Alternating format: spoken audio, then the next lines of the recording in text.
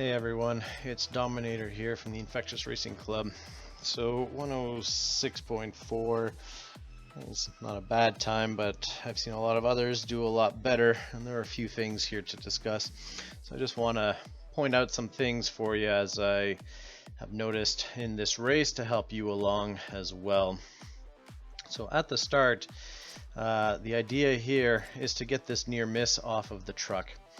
Now, most of the real aliens I've watched, they will do 360s off of the jump, and the angle of it is that we're going left and then we're going to swing in right, so in behind the yellow nitro bottle instead of, say, in front of it or beside it. The alternative, if you're not comfortable with that, is to go straight on through past this this jump and do some drifting just slightly before or right into the yellow nitro bottle, and if you haven't hit a wall, you should be able to shockwave off of that jump onto the next platform. But I'm going to go do the 360s here, go into orange nitro, and you can see that I'm picking up the yellow nitro bottle and setting myself up for the next jump here. Now, I didn't do the 360s. That's pretty much what the other top players do. They don't do 360s off of that one, and then they land nicely so that they can wall ride along this curve and down using the orange nitro. Here we need to drift a little bit so that we can make it around this corner and not get caught on that wall. If you get caught on the wall, you're going to smack this truck that is here underneath the bridge. It doesn't matter what nitro state you're in, you're going to drop your speed. So it's just to line you up better. Now, over this part here, many of the professionals don't do any 360s. They just keep going. I do the 360s though. I need that extra nitro myself. They'll keep going without the 360s from one jump to the next, and then they'll also take this barrel roll jump and do a single roll typically. So that, because if you're in a 2, sometimes when you land, it's hard to control the car so that you can make it around the corner. This is why I prefer doing the 360s off of this jump instead, or off of these flat jumps, and then taking this blue nitro bottle, because that way my car should be settled down so that I can plan my corner much better up ahead. Also, I could have stopped my nitro sooner so that I could have conserved most of it, because I did reach my top airspeed, but I had forgotten about that. And through here we're just doing yellow nitro. Here is drifting without the accelerator on, just enough, not touch the sidewalk, and go into blue nitro over this sidewalk here. As a note, this blue sidewalk, or this sidewalk, will slow you down if you're not in a nitro state. Even in orange it seems to affect it. Blue is not affected. We're not going to go left because there is no yellow nitro bottle, as in some cases. But we're going to go through the garage. If for some reason you have a problem and with this corner and you end up having to go to the far right, it's not a big problem. You can exit that side and swing back here to the left. You just got to be careful, because if you hit either one of the sides, then it can be game over, particularly if you come crashing into this divider here, or if you come crashing into the left hand side of the barricades as well. But it's preferable to come this side for the barrel roll jump up ahead than it is to continue on the right hand side. Here we're trying to hit it so that the tires are a little well, we need a better angle at it, that's for sure. A single barrel roll is a killer here, because it just kills all the speed that you got. You really want a double, and it's a little tricky to get it on this one. I've had it in my other videos, I believe even with the GT4 on this track. So if you want to see the positioning for it, take a look at that video to help you out.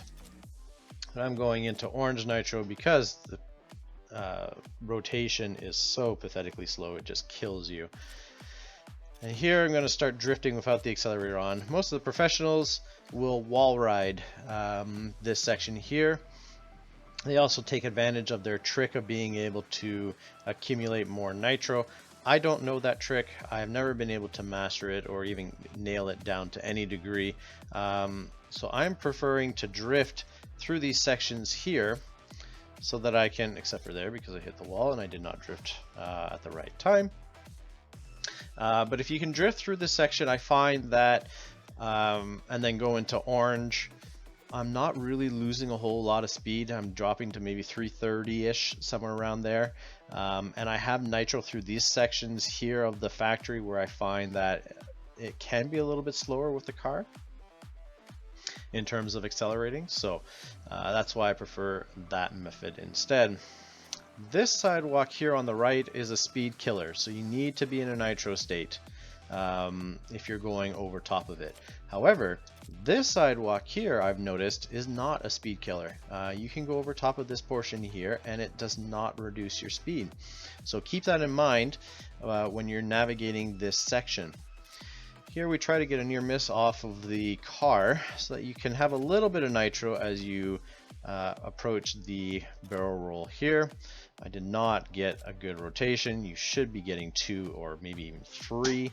You could go higher as well, and that will increase the rotation speed and give you lots of nitro and also set you up nicely for the corner as well.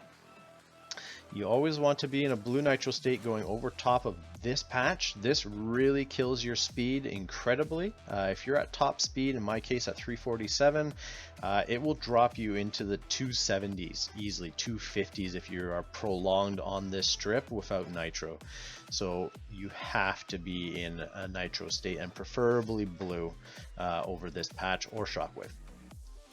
Now, one thing I did find out here is that going in between the car and the fence does not actually slow you down even if you're on the sidewalk and not in a nitro state.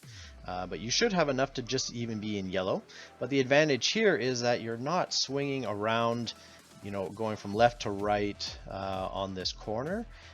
But at the same time, you're also picking up the near miss off of this vehicle. Here we're doing 360s and going on the left hand side, drifting a little bit to make sure that my car stops the 360s without you know, just kind of floating around in a 360 state over top, because that will really kill the speed too.